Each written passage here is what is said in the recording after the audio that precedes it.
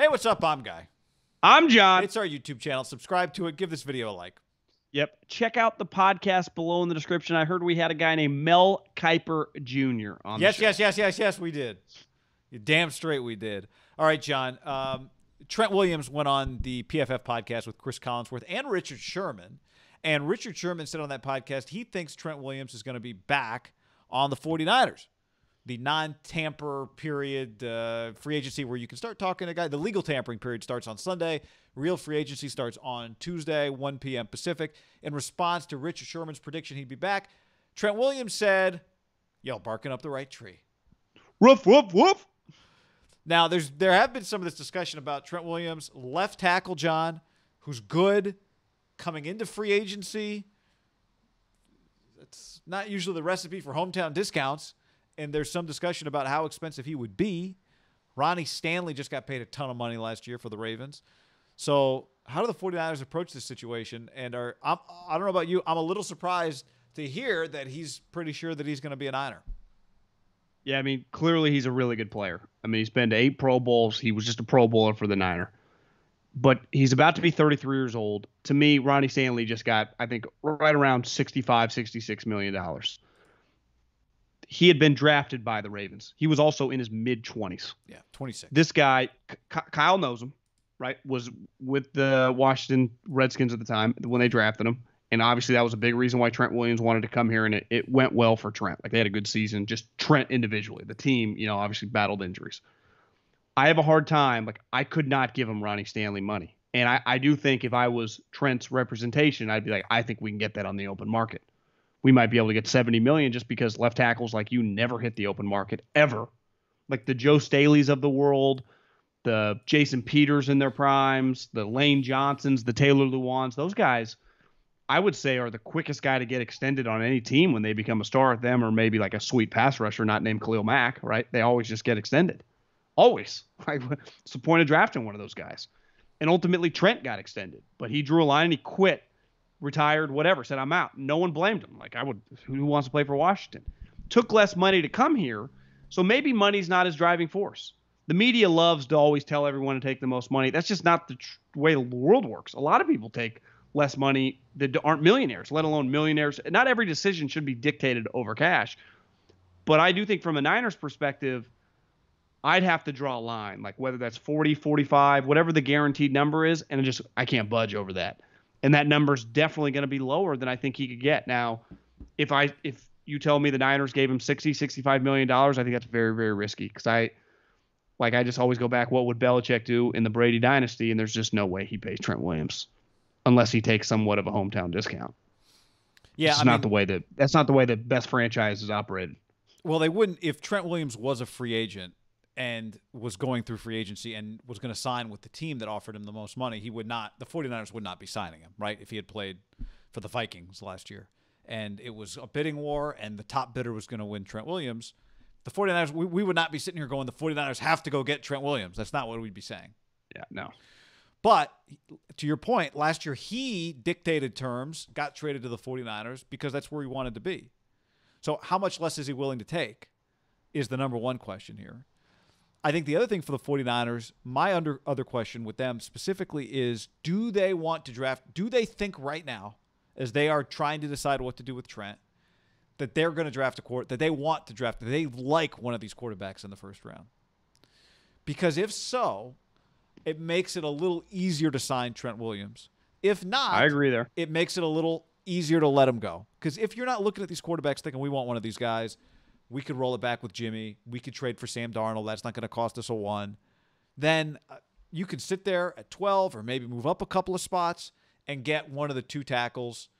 Maybe. I mean, these guys, they're both highly viewed, so you may not be able to get them at 12. But that would be a very reasonable course of action. We think these if Jimmy wasn't a question mark, you would say you're not going to re-sign Trent. You're going to go draft one of these guys. Yeah, if Jimmy if Jimmy played the full season, you had made a wild card, and like Jimmy's your guy, it'd just be an economically smart decision. Yeah, you could also argue if Jimmy is still your guy, you need a good left. Your offensive line is so critical. You got to protect him. He's injury prone. You could justify it either way for sure. Yeah. Yeah.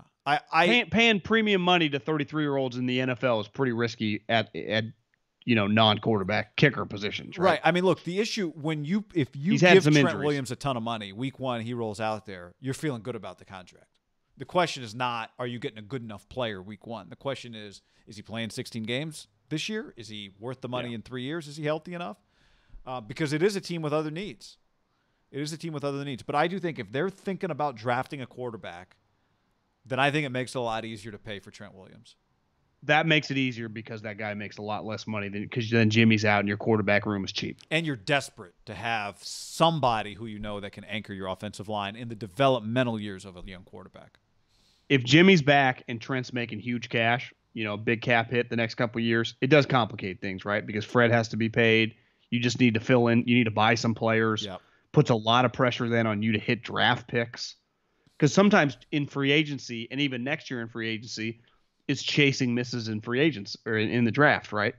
When you hit on, if the Niners just hit on 2 corners the last couple of years, they wouldn't have to worry about going and sign corners. But when you miss on picks, which they have, I mean, their right tackle, I saw David Lombardi tweet out today, like his 5th-year option is going to be around almost $11 million. It's like, you can tell me like, oh, they got to do it. Like I just go back. What does Belichick do in the dynasty? 1, he does not pay older players. And 2, he doesn't chase mistakes. And that's where I think McGlinchey's situation complicates it. Like, do you feel pressure to sign Trent because all of a sudden, like, do you think McGlinchey's 5th-year option's a lock? No. No, it's not. No, you're right. It does complicate it. You're right. Because if McGlinchey was, then you'd be like, well, we got a good offense. They might just have one good offensive lineman. You know? And it might be this guy. So it's like, yeah, we got to pay $20 million a year. At least we got one. We'll figure out the other 4. McGlinchey being bad might give Trent even a little more leverage that I want to stay here, give me my money, and then be like, yeah, we need you. That's true. McGlinchey all of a sudden being bad is a problem for the Niners, and it probably puts more pressure on them re-signing Trent because I think they would say, we thought McGlinchey was a can't miss because he interviewed really well for 15 minutes, and we've interviewed him. He's a high-level guy. But, like, the draft, there's no – Slater might be good, but he might not be. We're not going to get Penei Sewell, right? There's no guarantee in the draft. We saw last year all those guys get drafted. Turns out the best one was Wirfs, who was the last of the group. Remember? Yep. Because if you would have told Jason Light, you would have been drafting instead of at 13 you traded up, you would have been able to draft 4th. There's a decent chance Wirfs was not his number 1 guy, right? He would have taken another guy. It's like what they say in DraftKings. Like if you don't feel like you have to spend all the money you got on your DraftKings roster. That's a fool's errand. It's okay if you got $200 left over on your daily fantasy. Yeah. Right? And it's this I get too caught up with that on my DraftKings team. You don't have to just take your best team.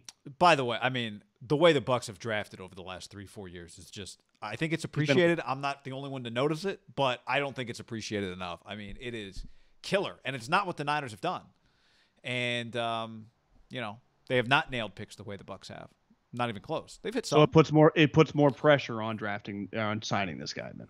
So I see both sides. I just know what Belichick would do, what I'd lean to do. I don't necessarily have a solution. My solution then is because I want to draft a quarterback. How do you find an offensive lineman?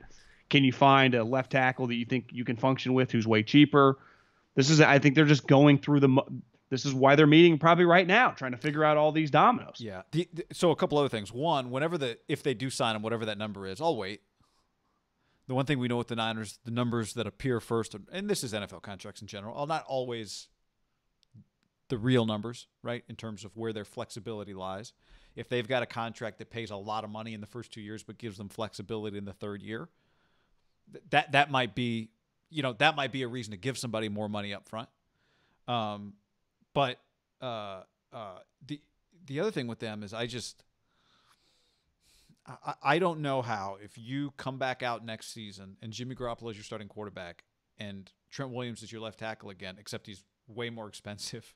How are you? You don't feel better about your offense in that situation. Now, I think you and I are both. I wouldn't say either one of us thinks Jimmy Garoppolo is going to be their quarterback next year, although I tend to think that until you replace him, he's not replaced.